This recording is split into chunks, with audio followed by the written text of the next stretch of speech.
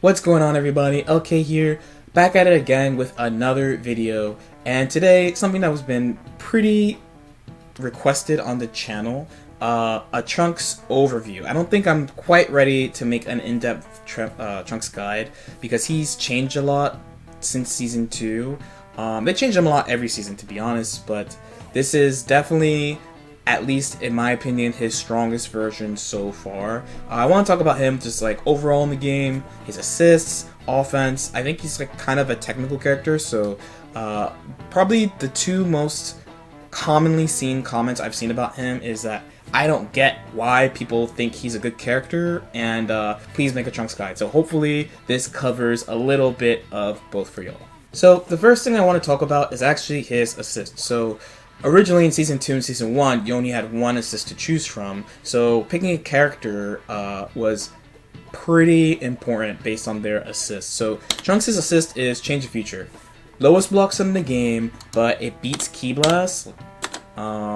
It's huge, it can work as an anti-air, he advances forward. When you combine it with like Lariat, forward moving type attacks, it's really, really strong. The issue, and probably one of the main reasons you didn't see him that often, is that the block stun is kind of low, so not that many characters get special stuff off of it. Generally, if you have like auto combo grab, like Broly or something, you can do a mix-up with that. The other issue is that as you use it more and more, it kind of gets hard to use once people learn how to play against it. It doesn't go full screen, so you could kind of run away from this a little bit. This is the issue I found with it. You kind of just like wait out here, the typical like let me jump and float away from people type of strategy. But overall, it was a really, really good assist, easy to convert with after Season 2, and with the right characters, it became really oppressive. And this is pretty much the main reason why Trunks was uncommon before now. So the main characters you could use with him, so Bardock Trunks is definitely super proven, very good combination.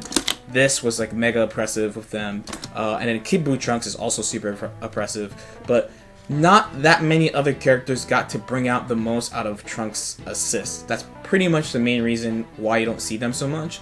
And considering like it's Kid Buu and Bardock, there are other combinations you can use that you could definitely argue are better combinations than them and Trunks, despite them and Trunks being good and definitely having performed. Now in Season 3 though, he has 3 assists. So you already know about Change the Future. Now we have Masenko. So here's Masenko, right? So he has a standard beam. So it's a little bit slower. So Yamcha and Trunks' beams are slightly slower than Goku and Goku Black's, but still the same block stun.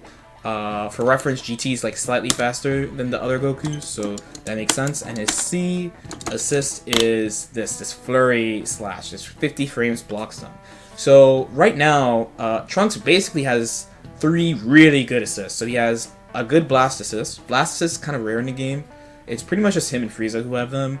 He has a beam, which everyone loved in Season 2, right? Season 2, by the end, was basically being run by beams. Everyone was playing SSJ Goku, lots of GT Goku. Some people are doing something GT, something SSJ, GT, and SSJ together.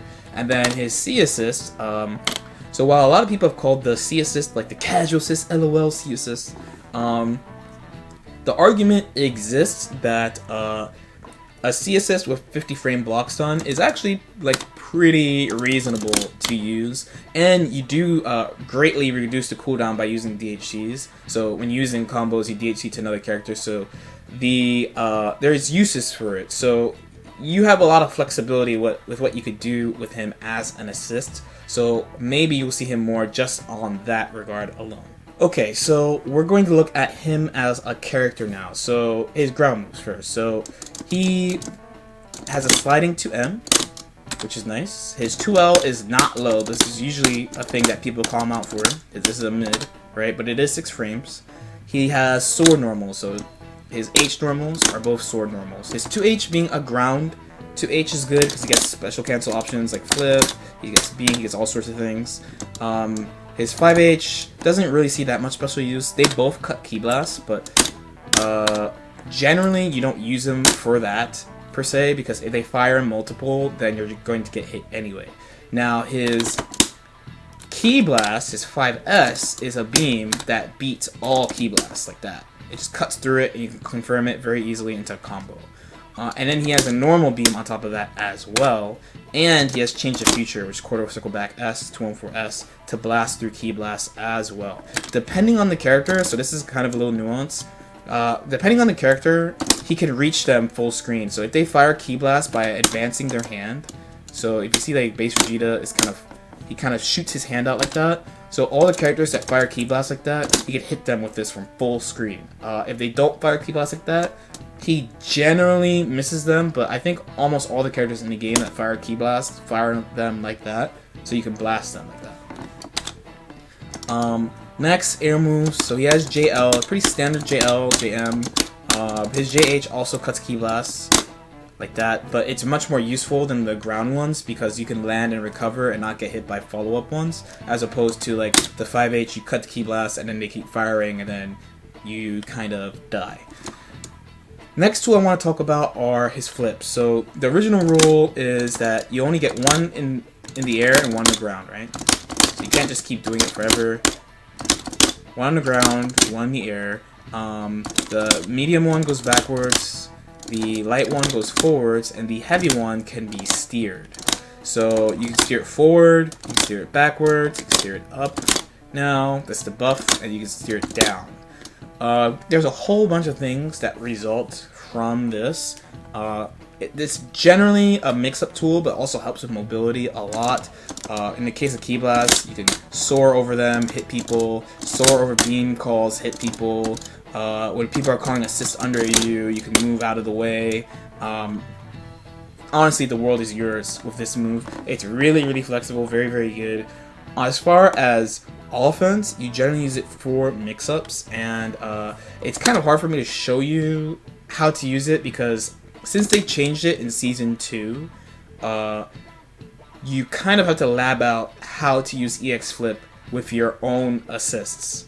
The original flip, you could kind of just do one mix-up and it just works all the time, but since they changed the momentum so that you fly much farther forward, and now you have also the ability to hold up and down, there are a bunch of like little tricks and techniques you can use to navigate and steer the flip for your assists. How much your assist pushes them back, how much block stun you have. There's a lot of variables, so I really, really suggest if you want to try doing mix-ups with him to lab out on your own. Try to look at what other people do for like ideas.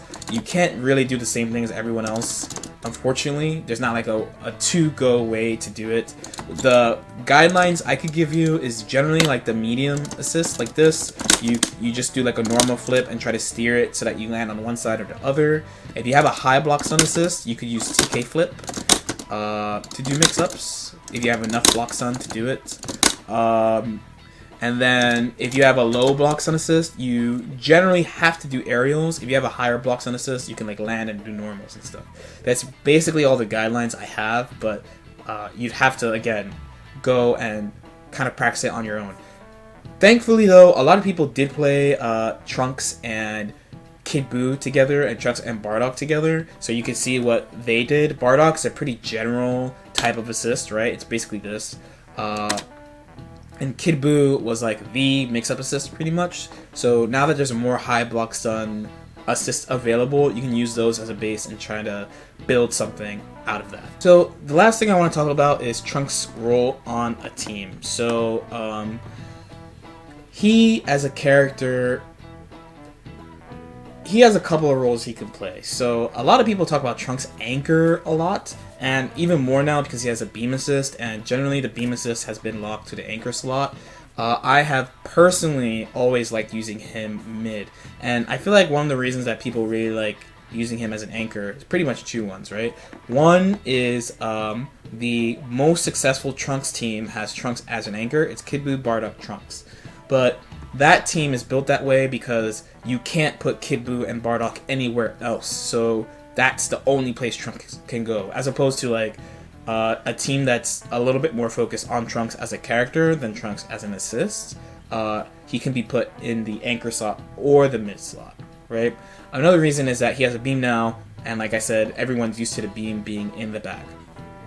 So I personally like him mid because this is like a strength and a weakness of his, but he is really meter hungry. He's really meter hungry. This is why you never see him on point, because if you, let's say you win neutral with him all the time, if you touch them blocking, then you're not going to have meter for EX flip, which you need to mix people up. So without that, he doesn't really do anything. When you have him as a mid, you can use your point character to build meter, do whatever you gotta do.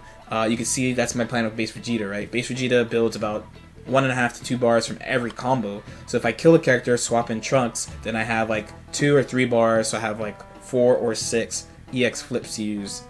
That's a lot of chances to mix people up, right? If you have him anchor, he's still pretty functional. The only thing is, like, you're not going to be winning by mixing them up unless you save your spark. He's actually a pretty difficult character to hit. Like, I think he's a viable anchor. I just think there's better options than him. He's pretty difficult to hit. He's got a Ki Blast that beats Ki Blast, CTF, he can fly now, right? So he's difficult to hit, but he also isn't too good at hitting people. And I know that's been successful already. We've seen SSJ Goku comebacks a lot. But the main thing about him is that, and this is a definite weakness of his, it's hard to hit confirm single hits. So what I mean is, if I just hit you randomly with this, it's really hard to hit confirm. Or if I hit you randomly with, not the cinematic version, but the normal version of CTF, it's really hard to hit confirm. It's super hard to hit confirm randomly. Go into training mode, try it yourself. Set the computer to random block and try to do change the future and try to hit confirm into vanish. You probably won't get it. It's pretty difficult. That's the only thing that makes me kind of like iffy. In my own experience, playing him like, not as an anchor, but sometimes he's my last character because that just happens in games. We'll be playing neutral and I'll get sequences of hitting them multiple times with Ki Blast, with change the future, but like not being able to hit confirm it, which gives my opponent extra chances because if they hit me, they will definitely hit confirm anything, right?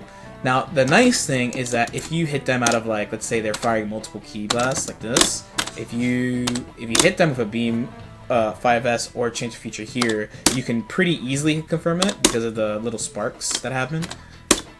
You get a little bit more time, but if you hit them randomly, it's pretty difficult. So, in my experience, I like playing him second. You get to do more with him. He gets opportunities to mix up with EX Flip.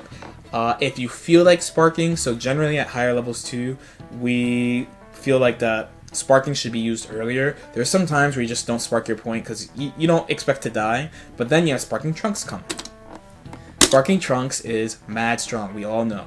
He is really strong. He could jump cancel his auto combo, and because of that, he gets access to a lot of things he doesn't have normally. The basic mix-up he gets is his standard auto combo Masenko or Tiger Knee Masenko for same side. They're 18 frames, people cannot defend this. If they block, they're definitely guessing. It's a really good base, and you get, even if you do like a baby combo, you get a lot of damage, right? You get like 4k just for like the basic combo. The more advanced one goes closer to 5,000, right? From there, you could add a bunch of layers to mess with their timing. You could jump cancel into JS like this. There's a bunch of things you could do. In the corner, you could do same side change the future, which is 1 frame slower. So if they're trying to defend normally, it will be pretty hard. They could vanish it though. So when you're doing it, it's a little bit of a risk. You just gotta read your opponent. But if you get that as a starter, huge damage, and you can layer it with IID same side, and keep using the cross up to make sure that you show them, hey, I have an unreactable cross up. Watch out. He's really strong. This is basically the core of his whole mix-up. Is auto combo into Masenko, auto combo same side Masenko, or JS for mid-screen, and then in the corner you use change the feature or like IID or something. He's pretty flexible. If you have assist, you can do way more stuff, but since a lot of people talk about Sparking Trunks as an anchor, this is basically all you can do without assists. When you have assists, you can layer stuff. Basic example would be like,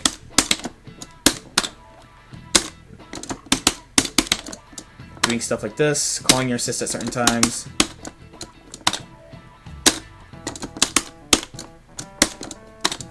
You have to experiment with your own assists, of course. Generally, you don't even need assists personally. Like I said, just auto combo or same side. So you do the TK. If you don't know how to do the TK, you have to do 2, 3, 6, 9. So you can see my input here. And the lever, you have to jump cancel and do the beam before you leave the ground. Pretty large window to do it though. It's like 4-frame window, so it's not that bad.